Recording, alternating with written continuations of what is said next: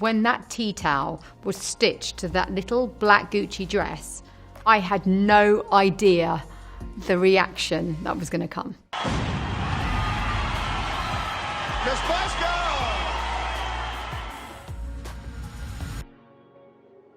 Let me tell you about the Union Jack dress. The 90s is very much like the 60s. It has a real strong flavour. The music was great, the fashion was great. You had the Calvin Klein simplicity, you had the tracksuits, Kate Moss, Oasis, you had the Spice Girls. It was really, really flourishing time in so many ways. Life was really getting started for me. It was brilliant. You've got the new single called true. Wannabe. High hopes? I know, we're trying to be realistic about it, but we are optimistic as well. The first Spice album came out in the end of 1996, and it had done incredibly well. And we were in a whirlwind of promo, fun, and we were going to do the Brits, which is like the American Grammys. It felt like everything we'd worked for led up to that moment, and we were up for a few awards, which was really exciting. And I remember this little black Gucci dress got presented to me, saying, you could wear this. It was almost like, actually, a 1950s Marilyn-shaped swimming costume. Tom Ford was working with Gucci at that time, and he made it sexy, looking at that vintage construction. I thought, oh, maybe it's just a bit, not really saying much. I've always tried to kind of put my finger to the wind and feel what's going on right now. And, you know, if I feel it, then maybe you'll feel it and we'll connect. So I remember thinking, why don't you? It's the Brits, British flag. And I don't know if this is true, but you're not meant to cut up a flag. I know in the olden days you could be sent to the Tower. And so I found a tea towel. My sister did it because she was better at sewing than I am. But I remember showing it to a stylist, and she said to me, you can't wear that. She actually said, you cannot wear that, it's racist, it's National Front. Now that is an extreme party that existed in Britain that was very racist. And I was like, oh my goodness, no, stop. We celebrate all cultures. So that's why I put the peace sign on the back. And then I had the red boots. My father's a mechanic, and I had car spray from the garage and sprayed it red to match. So the length of the dress is the sexuality, and the big bobber boots is saying, you know what, you're not going to mess with me either. The all-conquering Spice Girls! And then the actual performance, we had our backs to the audience, so then you can see the peace sign, which is quite pleased. It's a really high-pressured moment, and I think we found power in each other. That was the whole point of the group. And then we walked down and we sung Wannabe, and then suddenly we went into Who Do You Think You Are?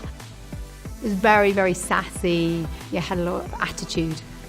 When you perform, you get a very caffeinated buzz from it. It's like, wow, this is electric. And that night was the first time we performed at a really big event. I wanted to get my lines right, I want to get my dance moves right, I wanted to deliver. I wasn't thinking about the end result. I woke up the next morning and the picture of me in that dress was on the front page of every newspaper. That dress really became the identity of what girl power stood for. People would wear their own version of it. Suddenly you started seeing the British flag on a lot of fashion. It came back to that thing of being proud of who we are. So it's funny. I've always been like a secret fashion designer.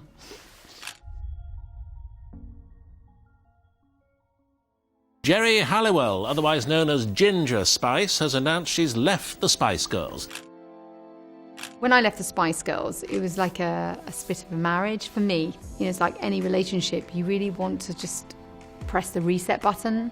So I did an auction for charity with all my outfits from the Spice Girls. The last piece is the Union Jack dress, the Gucci little dress with a tea towel on it. There was a secret bidder on the telephone, I didn't know who it was. And it turned out to be the Hard Rock Cafe in Las Vegas. They paid £41,000, which turned out to be a world record for a piece of pop memorabilia. And then there was a period where I was just doing my solo career. It did pretty good, and see, this British modesty. It did pretty good. And actually my first solo song, there is a moment where I'm Ginger in a coffin. It's quite funny. You see the British flag sort of pull up and there's the ginger. So 2007, we decided the Spice Girls wanted to get back together. And this time the tour was going to be dressed by the designer Cavalli. Their clothes are sexy, flamboyant, fabulous, quite opulent. They definitely like the glamour. And so like, okay, let's do that.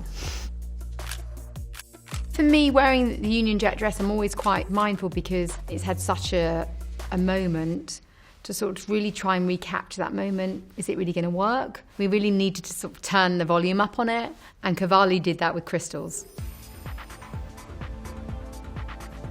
And then it was me going, can we make it shorter?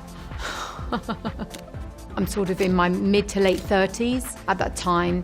I think it's quite a hard age to be. You sort of still want to say, yeah, I'm still sexy, I've still got a figure, look. You haven't quite found the stoicness of a mature woman, but you're not the teenage bravado anymore. Where do you belong?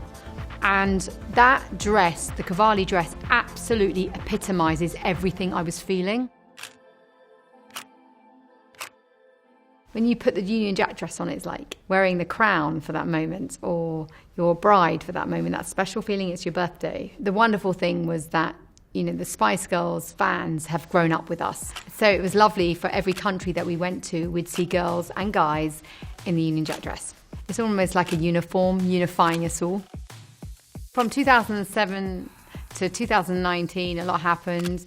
There was lots of discomfort and restlessness in the world. It was coming on the back of the Me Too movement. It was quite dark. And actually, you know, the Spice Girls have always stood for positivity and lightness. And sometimes you just need that. And suddenly the idea came back again that perhaps we should do some more shows. But let's move it forward. The way I dress has always reflected how I feel about myself at that time. And, you know, I had children, I got married. I felt a sense of power in developing the dress into something different, something even more timeless, a complete queen's gown. For me, it shows the evolution of being a woman. As you grow older, this is the gift of age, you suddenly feel confident to cover up. It's really odd. When I was in my early 20s, you know, the skirt's up to here and I've got my big bobber boots and it's like, here I am. And then as I've grown into a woman, it's like, actually, I can just be still. I can just be here.